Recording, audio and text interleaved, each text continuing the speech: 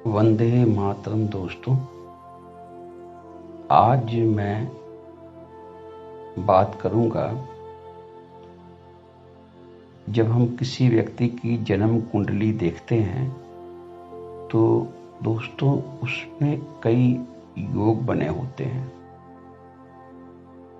हमारे ज्योतिषाचार्य, हमारे ऋषियों ने, जिन्होंने ज्योतिष विद्या के बारे में वर्णन किया है, उन्होंने कुछ योगों के बारे में भी वर्णन किया है। जो योग यदि कुंडली में हों तो उनका फल क्या होगा।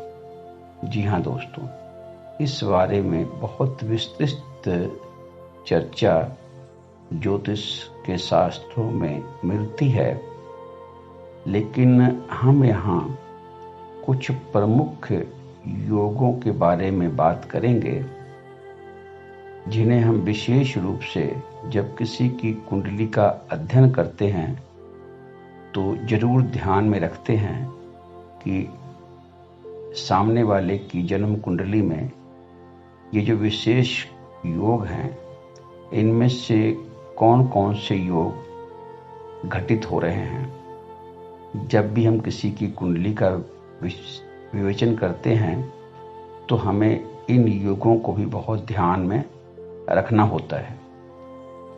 जी हाँ दोस्तों, तो हम आज चर्चा करेंगे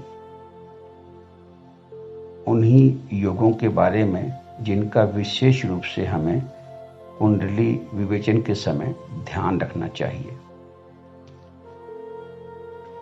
आज दोस्तों बात सुनफा योग की। सुनफा योग, यदि जन्म कुंडली में सूर्य को छोड़कर कोई अन्य ग्रह चंद्रमा से अगले घर में बैठा हो तो इसे हम सुनफा योग कहते हैं।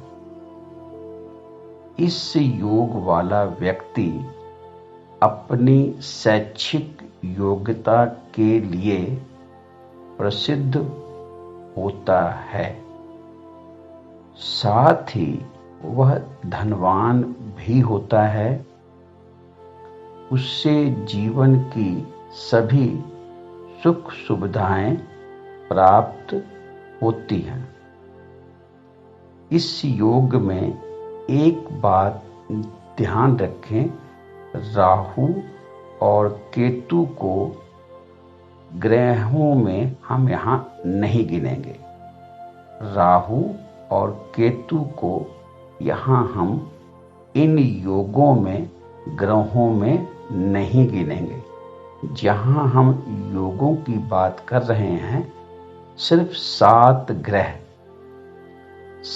ग्रह ही इन योगों में उनकी गिनती होगी। राहु और केतु छाया ग्रह होने के कारण इन योगों में उनकी गिनती नहीं होगी। इस बात का विशेष रूप से ध्यान रखना है। अच्छा दोस्तों, अच्छे कर्म करते रहें, अपने पुण्य कर्मों के खाते को बढ़ाते रहें। इसी शुभ मंगल कामना के साथ मैं अजीत मिलता हूँ आपसे अगले वीडियो में।